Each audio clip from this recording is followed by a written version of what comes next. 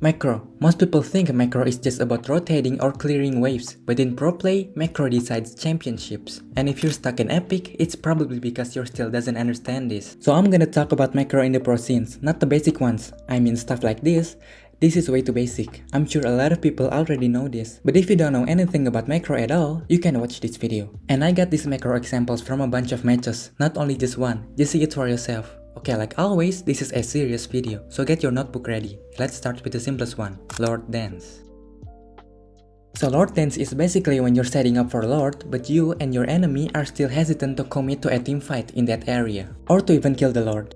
So usually, you just hit once, back off. Hit again, back again. And this makes the Lord kinda move forward and backward like it's dancing, until someone finally has the balls to start the team fight. Now you get why it's called Lord Dance, right? Here's an example. The Lord is being pulled but not fully committed to. They're just pulling and pulling until someone from the enemy team steps a bit too forward, then they start poking slowly, chipping away at their HP until they're forced to back off. And if you watch closely, they're still just holding the Lord, not actually killing it. And when they know the enemies are too far from the area, that's when they finally go for the Lord.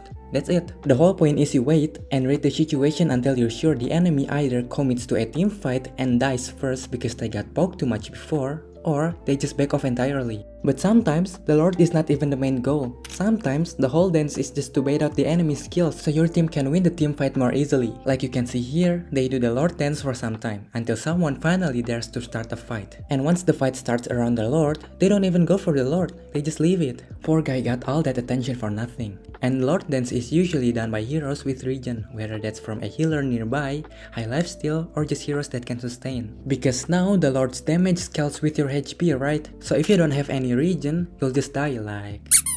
So there are three main goals of the Lord Dance. Number 1. Force enemy into a bad fight. This happens because you're already holding the key grass near the Lord area, so you get zoning and you get vision, and that makes the enemy visible, while your team is more prepared since you're already in the better position around the Lord. For example, here you see RRQ starts doing the Lord dance, and just like I said, the heroes that can sustain will be the one hitting and dancing around the Lord. Since RRQ controls the area, Onyx struggles to walk up because they don't know who's in the grass. I mean, just look at the map. RRQ players are all hidden in the bushes. Then RRQ tries to force a fight, and since Onyx players are still far away, RRQ gets better backup, so it turns it into a bad fight for Onyx. Even though Keyboy here gets 3 people, their damage dealers are still too far, and they already waste all their skills in that failed fight. So even if the enemy is super eager to start a team fight, your team will already be more prepared. So that's the first purpose of Lord Dance. Number 2. Force enemy out of position.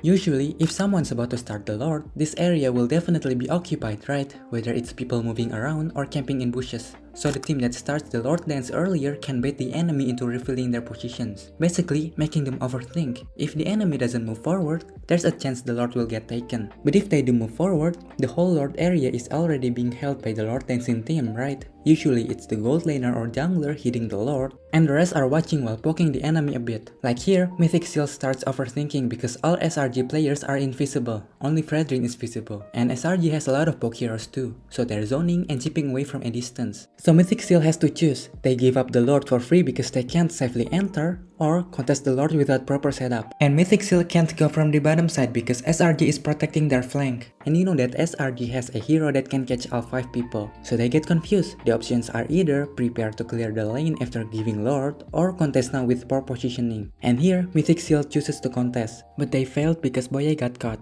So this leads us to number 3, creates a numbers advantage. This one is usually used by teams who's running a 4-1 setup, or in fancier terms, your team plays group and you have one guy doing what's called anchor lane. Anchor lane is when one guy just stay in that lane the whole time, either pushing, stealing jungle, stealing people, basically being a Zilong. They are usually heroes that are horny for turrets. You'll see from the start to finish they just stay there, clear lane, push, maybe join the fight less, then push again, and repeat forever. It's easy to do and easy to fail, but if you can read the situation right, the impact is massive. And do you know what else is massive?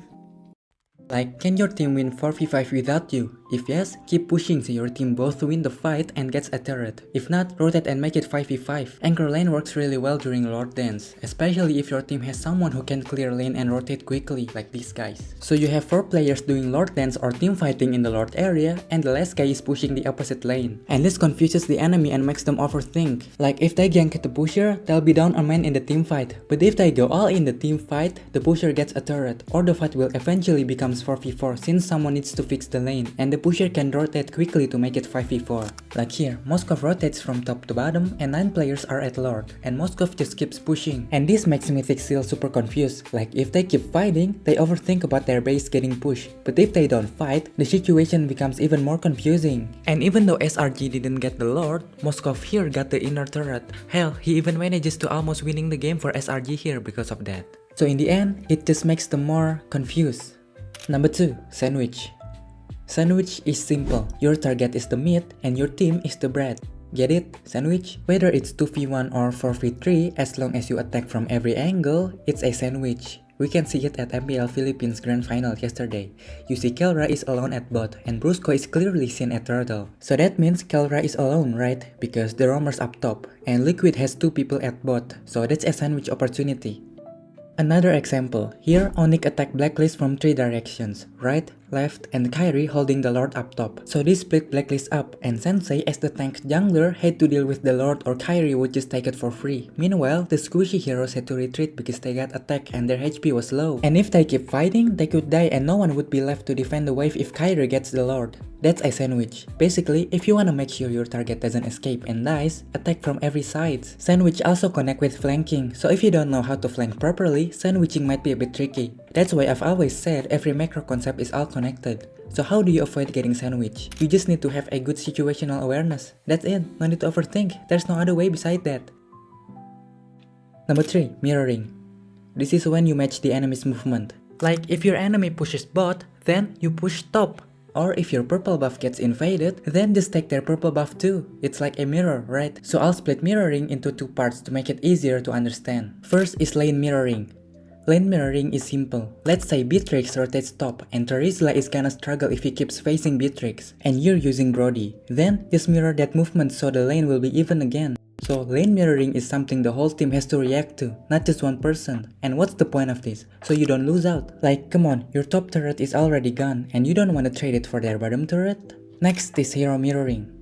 Without even realizing, you've probably done hero mirroring a lot, especially if you're a jungler. Like, if you're up against Ivani, you know she's gonna take this buff first and there's a chance she's gonna invade your red buff, right? So to prevent that, you take your red buff first, right? Then the 2 of you will probably meet at the gold lane. And the goal here is to deny free kills and match the gank tempo. That's hero mirroring. Another example, you can see that Kalia is camping this bush, right? So because Homeboy knows Onyx roamer isn't showing on the map, chances are he's hiding in this bush. But Homeboy also realizes something. Granger's movement isn't aggressive. Look at him, he's way in the back. That means Granger is alone. And you know how gold laner act all cocky and confident when they're not alone, right? So Kalia just chills in this dangerous area while also giving vision just in case someone rotates to gold lane from there. And Onyx roamer also realizes Kalia hasn't been seen on the map either, and Moskov is playing it safe too. So Badang protects this dangerous area too because if he gets this grass, that means there's a chance Kalia is on the other side. So to ensure the safety of his team, Brusco shadows Homeboy's roamer while also watching mid.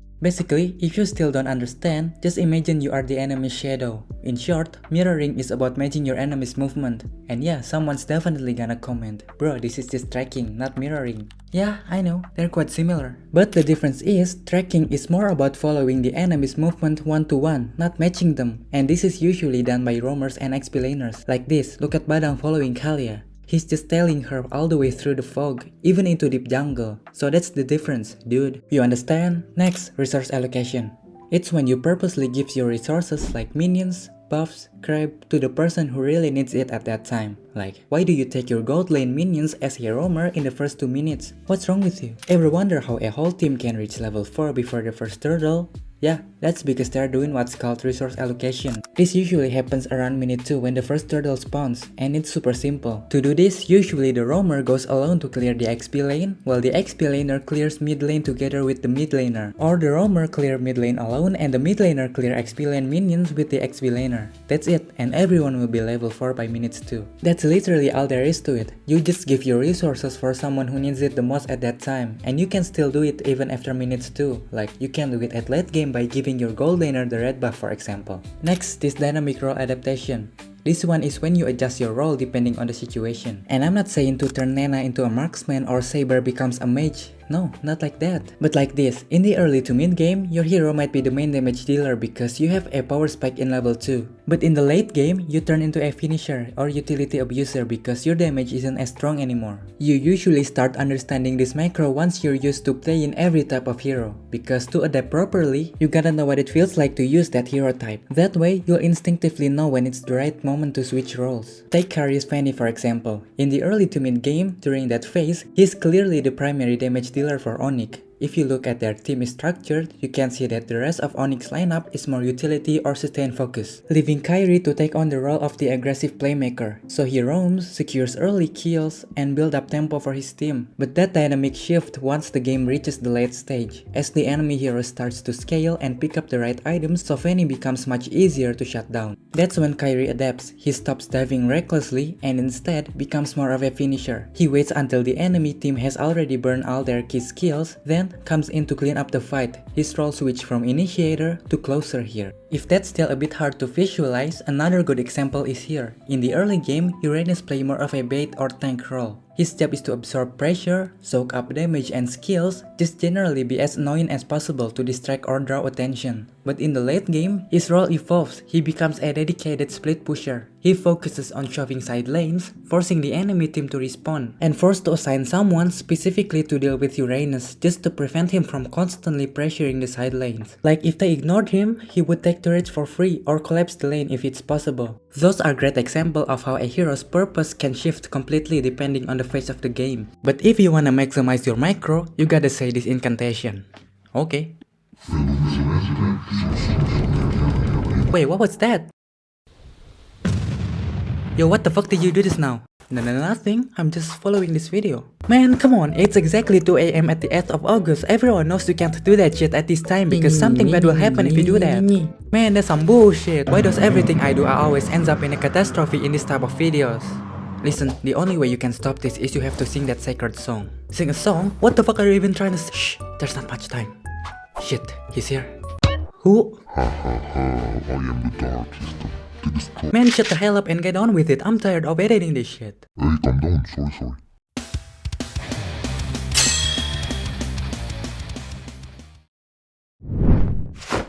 Selesai beralukar Padang Belerik Moskow No.